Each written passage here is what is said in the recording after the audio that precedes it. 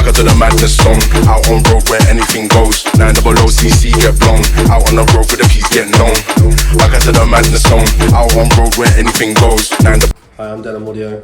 And I'm Jianbo, and we're here to celebrate the release of our upcoming tune Fuel of Lockdown Records.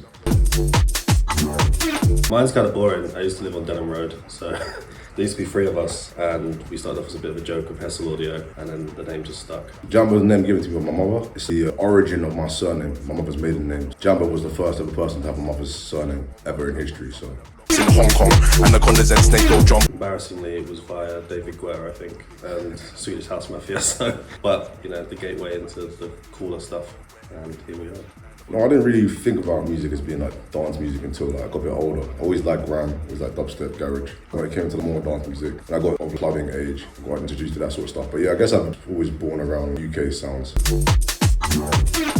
You know, I'm feeling. There's this one new kid called Fake Mink. He's like 17. He's got this tune called 101. I think this tune's so hard. I got a backstrap, lift off, smoke clean. Man, this rap life really all smoke screens. Man, die for the pussy, hoes die for the. Sounds like a mixture of Dean Blunt and Scraps, you know? So it's just doing it for me. I've been rinsing the Vince Staples album up in the merch, but Shame on the Devil is a sick tune, so I've been rinsing that a lot this year. Long for loving and affection. These hoes ain't what I need direction. Don't leave. I remember seeing Jianbo on TikTok. I think it was Chinatown. Trouble, that one maybe. That's the one. Really vibed with the sort of unique sound of it. And then coincidentally, I had the instrumental ready, and my manager was like, I know some people. It just so happened to also be Jianbo. It just sort of all flowed directly to him. We connected, and I mean, as soon as I heard the tune, I was like, this one's doing it for me. And then we blinked off and we actually went studio together. I was like, it's gonna be a vibe. So it's all like really natural, I'd say, innit? You know? pretty seamless as well. You know, sometimes making a tune can be hard. This one was an easy one to make, which is always a good recipe. Back end of last year was just like working on some new sounds, like trying to mix breaks and garage and develop my sound a bit more. I like working with MCs a lot, so like trying to make something that would sort of work in that realm as well. Yeah, that was kind of like the first experimental side of it I got, and then that just happened to be the one that we worked on. I think we were both in Asia at the time, right? I was just in Vietnam and Thailand at the time. I was there with my family, and I just remember, I mean, the tune for me was inspired by like riding motorcycles. You know, when you're in Asia, everyone ride peds. The madness zone to me is like Saigon Central. Really, it can just be anywhere where everyone's flying around. So that was kind of like the easiest inspo for me. And I think also the lyrics you sent over made it a bit more inspirational, and like trying to get all the background motorbike sounds in there and just making the track elevate a bit more. Like it was all done in a week, it was like, you know what I mean? Obviously not the mix down and things, but 80% of the tune was done within a week. Back, you don't wanna cool when I'm all black and back. The best answer, I think, is just my friends. You know, like IPC, Main Phase, Fraser Ray, DJ Cosworth, all them people that we've known for years. They're all inspirational because we've all started in the same place and we're all doing well at the moment, and it's nice to see everybody support each other and push each other to do better. I'm never short of inspiration from like people around me. Just, you know, open your eyes. You walk around and live in London. Things to be inspired by all the time. Definitely inspired by my culture, heritage. I'm just inspired, to be honest, by the ends, you know what I mean? Like South East London is inspiring. The melting pot of cultures. This ain't anybody up second kiss on these. Lost in Vegas, some treat.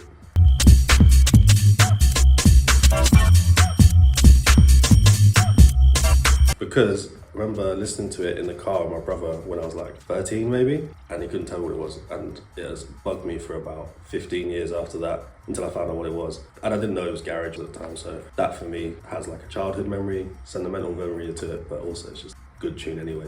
You know, I think there's like so many garage records over there. It's hard to pick just one, but recently I've been banging out a lot of Sky Juice.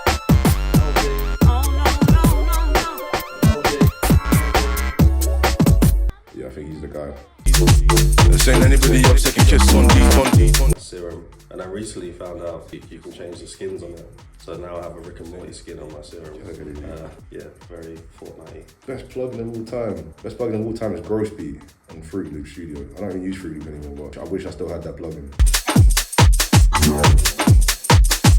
The Source Direct documentary, Joy Orbison has like sampled it, very heavily sampled a lot of dance music. I think I've sampled it as well, but that's just quite a fun take of like what the 90s were for those guys and seeing how that translates to the DJs and artists today. The difference of it's crazy. It's just a fun documentary to watch because they're just off their head.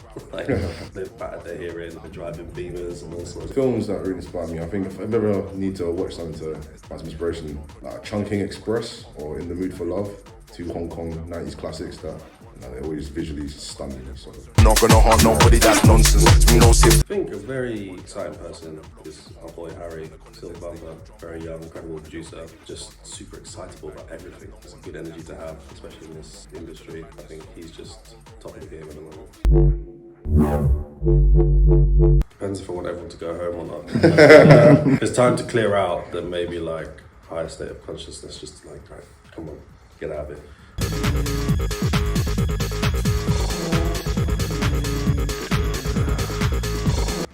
We just put on some like rap again, I think, some hip hop. Yeah, that's always a crowd pleaser, isn't it? Yeah. Put some classic rap on. I don't know, man. I've listened to a lot of like 90s gangster rap recently. A lot of old Tupac albums and stuff. Probably won't put it on the afters though, but What gets you hyped before a show? I guess like some gigs. Hitting off, zigging, that's all in man, it's my case got bust wide open, shout to my barrister. I was sitting. So I listen to some UK road rap. Just really trying to tap into that spirit, bringing it back. Some angrier 14-year-old days, you know. swing those hips to the breeze. Miss with the confidence. The best advice I got when I was starting out was to constantly just put out as much good music as you can. It's easy to fall in the trap of releasing once or twice a year. I think that was the perception of what you should do, but I think you just got to keep putting out good music until people can't ignore you anymore. And then I think once you get to a bit more of an established place, then you'll find it back. But yeah. Yeah, I'd say you just got to figure out your perspective, especially in the world of rap. Like, there's a lot of really technically gifted rappers out there, but what I think people really want to see is like a unique perspective. You have one because you're a unique person, so you just got to work out how to put that into words and turn that into art.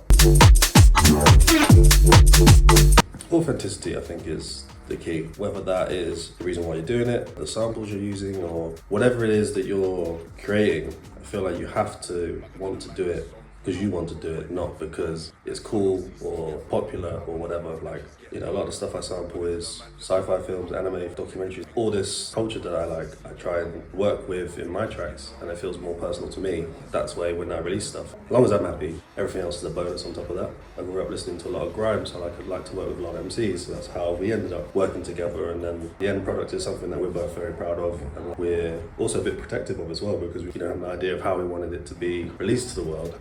I feel like that's how you create something that lasts longer, because you're trying to create something authentic to you. Definitely. Definitely by being honest with yourself in terms of what you're listening to. Things are really going to resonate with people, you know? So if you haven't tried to recreate anything, you can reference things, but at the end of the day, you know when you're being honest with yourself with the tunes, so you just got to hold true to that. I get loose that I move back, you don't wanna call when I If I could pick anyone in the world to make a tune with, it'd be Frank Ocean, because he's the GOAT, and that's it, you know? Anderson .Paak for me. I love Anderson .Paak. All Vince Staples actually, that's, yeah. I went to go see Anderson .Paak at the Hollywood Bowl a couple months ago.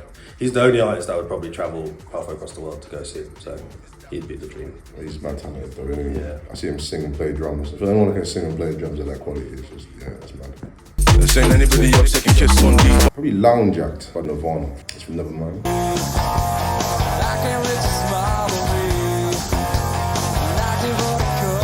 I first heard that tune in a game called Skate. I played that game extensively as a kid. It feels nostalgic to me in a lot of ways. So I associate it with a lot of core memories, you know what I mean? Swing those hips to the breeze. Miss with the Go for the flame grilled steak McCoy's for the crisp. Sandwich, I like a ham and cheese sandwich to be fair. And then drink, just a Coke. It's again basic like that.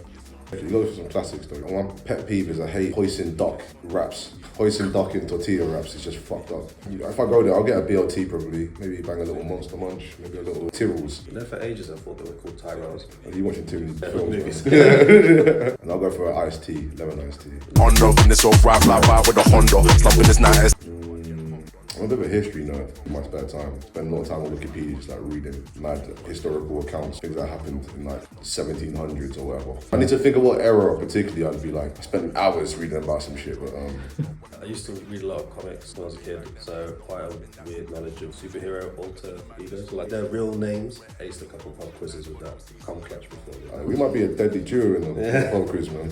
If those two subjects come on here, we're good. anything goes. 900cc get blown out. Again, it sounds basic, but I like cooking just nice pasta dishes. Get some heavy cream in there, all sorts of flavours. Yeah, I respect that. Simple, but it's Powerful. delicious.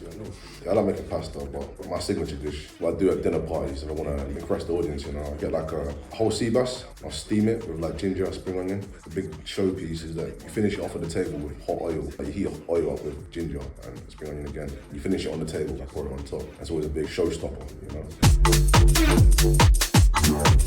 Discworld, which is now Planet Wax, it was in Deptford, I think they initially. You know, the guys that run it had some great times just sitting outside the courtyard when they were in Deptford, just drinking all day. Especially after lockdown, like they were open when the curfew was happening and stuff. It was just a good meeting place because it was all outside. Just days boozing there, do you know what I mean? Like listening to music loud, and yeah, that's my favourite shop. Yeah, you know what, I'll be honest, I don't really have a favourite record shop. I feel like the vinyl thing skipped me. I got like a few dubs my friends are giving me, white labels and stuff, you know what I mean? But I never really had a relationship with a shop like that, you know? But I respect the culture a lot. Be better off asking you, what's your favourite Torrent website? It's not something I listen to all the time, but my most listened to album probably Grace by Jeff Buckley.